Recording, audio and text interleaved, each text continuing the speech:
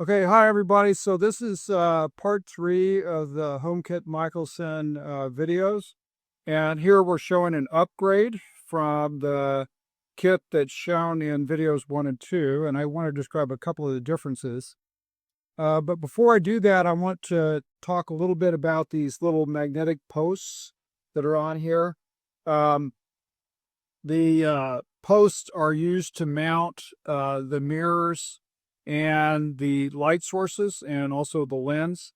And what happens is you put this little post here in the mount and then you tighten it down with the screw. So that's pretty straightforward. And I wanted to show you specifically the LED mount, which looks like this. And here I found it easier to use a piece of double sticky tape on the front. You can see there's a little slot there on the back.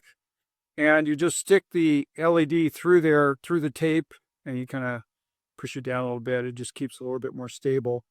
And then to operate it, what you do is for the power cord, you see the power cord is connected to the wall. And then there's this disconnect. You use the same power source for both the LED and the laser diode. And you use different different LEDs for different colors. And all you do is you take this interface wire, which has a resistor in it, and you plug it in. There's 2 bird connector pieces. And if it doesn't work, which always happens to me the first time, you just turn it around. It doesn't hurt it. You just turn it around and then it goes. Okay. And then what you would do is then mount your quarter 20 screw through the top of this into the top of the post, which also has a quarter 20 hole. All right, so that's the LED mount.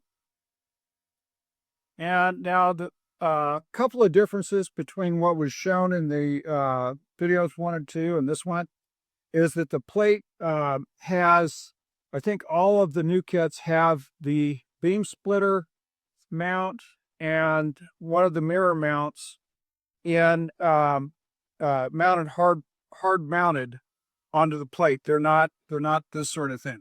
Okay, you can see that here. You can also see that this kit has the 2 turn mirrors with the tip tilt mounts and the beam splitter in the correct orientation. And in this one, we have a laser diode. The laser diode's just on a regular magnetic mount. It's not on a hard fixed mount. And on this one, this has a coarse alignment screw and a fine alignment screw. The fine alignment screw goes through a reduction flexure to provide more accuracy. You may or may not need that. When you get to the white light LED, you might use that a lot. The other major difference between this kit and the previous kits is or one of the other differences, it's mounted on a couple of big tubes. And the big tubes are there for stability when you do the vibration isolation. I'll explain that in a couple of minutes. Now, I find it easier to do your initial alignment just like this with the Home-Kit down on a table. Then you do your rough alignments this way. And then once you start to get your fringes, you want to isolate the vibrations by hanging this on this wooden frame. So the wooden frame comes in several pieces. And what you do is for each corner, there's a post with an eye bolt in the top, and then 2 holes in the bottom, one a lower hole and an upper hole. And what you do for each corner is there's 2 screws or 2 holes in these long wooden pieces, and you line up bolt, washer, nut, and that can be just kind of thumb tightened initially. And then on the high hole there, and again the same washer and nut on the back. And then you could probably live with just hand tighten, but it does work better if you take a crescent wrench or a driver and tighten that down for each of the two directions there. That's pretty tight. Okay, so that's what you do for each corner. Okay, so here, this is now all four posts are on, and the only thing left for the wooden frame is to put on these cross supports, and these are just these smaller pieces of wood. What we do, it has two holes in it, and you can see on the top part of the frame, there's these matching holes.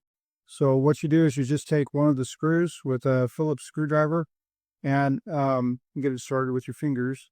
And the first screw you don't put in all the way, you just take it down a little bit. And then you look over here on the second screw where that hole is. And a lot of times you have to adjust it a little bit. And it may be that it's kind of off on the side, and that's perfectly all right. You can then go in and put that in, and then go back and tighten the other one. And there you go. There's your wooden frame. Now we want to do the suspension. And some of you may have looked at the history of atomic force microscopes. This is actually how the first atomic force microscopes were made to limit vibration. They were actually hung with weights by bungee cords off of posts. And that's exactly what we're going to do. So now you want to have your initial alignment done, and then just put the bungee cords one at a time through the eye bolts.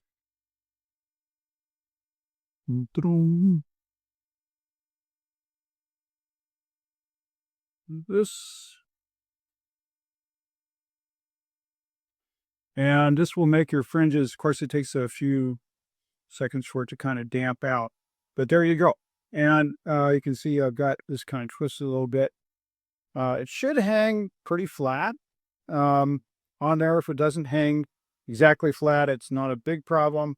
The bigger issue is to limit the vibration. And now what you can do to add some weight to this thing is you can actually put some water bottles in the tubes here to provide some extra weight. Okay, the more mass there is on this, the more inertia that it has, and the less vibration you're going to see in your experiment. So there you go. Have fun with that.